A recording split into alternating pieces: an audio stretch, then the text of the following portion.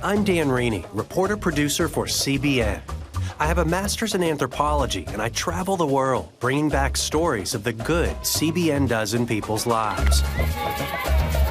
Now I want to go deeper with people to better understand their struggles as they fight to survive, one day at a time.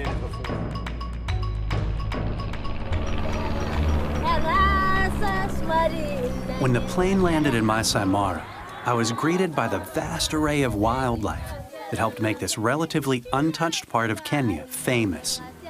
I soon arrived at a nearby Maasai Village and was welcomed by the students of a school built and supported by CBN's Orphans Promise. Village life here is peaceful. Children go to school, mothers tend to their homes, and men take the cattle to graze. That day, I met up with Olanasi and his family. Nice, thank you. Maasai don't have shepherd's crooks, they have spears, because we have lions here.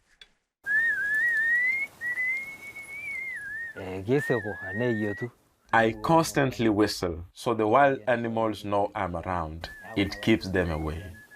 Herding cattle. Seemed easy. Little harder than it looks. I lost them, like the whole herd.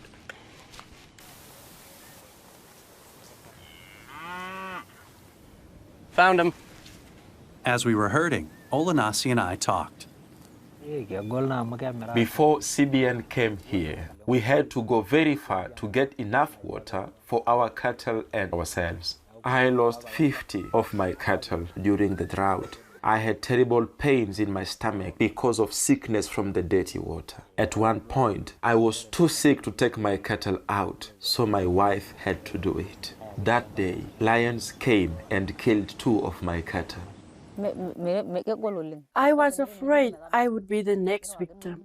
I climbed a tree and called for help until some men came and chased the lions away. After that, I never looked after the cattle again. Olanasi and I walked over fields and through thick brush to where they used to collect water. CBN drilled a deep well right by the old source. Now, even during drought, they have enough water for the entire village and all their cattle. So the old water source and the new water source are really side by side. Those solar panels are pumping fresh, clean water all the way up to the village. Now, in the old days, they used to collect water here from this open spring, and they shared this with animals. So this is not water you would ever want to drink. Whenever I went for water, I was afraid lions would be there drinking. The water was very far away. We'd go through the wilderness to get there, and on the way, we'd meet with wild buffalo and elephants. Because of your help, we have many cattle again. Since the taps are so close to the village, people can now fetch water anytime they want, without fearing the wild animals. Before, we only bathed once each week. Now we can bath whenever we want. You know, I've done this water routine before, but I can see the village from here, and I know this is fresh, clean water, so this is a piece of cake. Having water so close has changed everything. Now, even the children can fetch water. After bringing in the cattle, they showed me how they craft that elaborate jewelry. Making a big bracelet takes about 2 weeks. It's a Maasai tradition to dress as we do. Some like wearing more than others. You cannot wear the traditional clothing without the beads. You have to look shiny. With more time on their hands thanks to the well, the ladies make more jewelry to sell in the market, ensuring a steady flow of income for their families. We are so happy. The support we received is so important. Everyone in the village benefits from the projects. As a born-again Christian, I know that it was God who gave us the well and the school. Before the school was built, classes were held under a tree.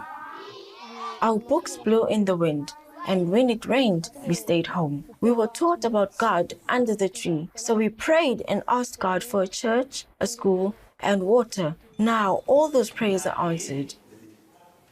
At night, when the children have gone home, the chores are done, and the cattle are resting, parents come to the school, one by one, to learn how to read and write themselves. It's something they never had the opportunity to do before. 1, 2, 3. My life has changed. I can write 1 to 100. This means I can walk to the bank, write my own name and my numbers, and withdraw my money without any help. In the beginning, it was hard for me to use a pen on a book, but now it has become so easy. When my mom comes back from class, she asks me questions about the things she didn't understand. I explain things and help her. I am so proud of her.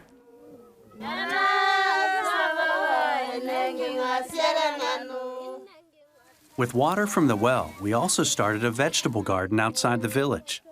As the women in the village tend the garden, children come from the school to learn all about agriculture.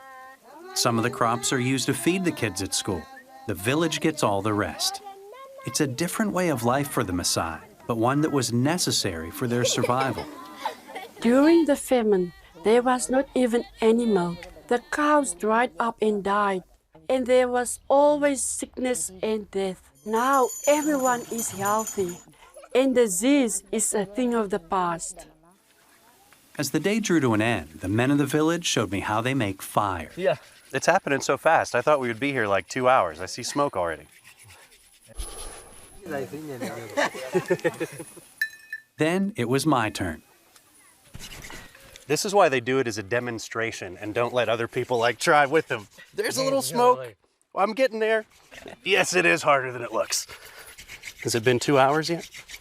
I'm not even anywhere close, am I? Well, we got the fire started without much help from me at all. We're getting ready to get the party started. In honor of my visit on behalf of CBN, the warriors of the village danced and sang long into the night.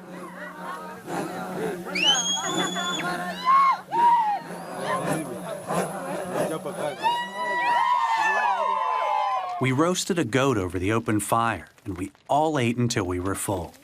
I didn't want the night to end, but eventually it was time to sleep. I went inside, past the goats and the chickens, and turned in.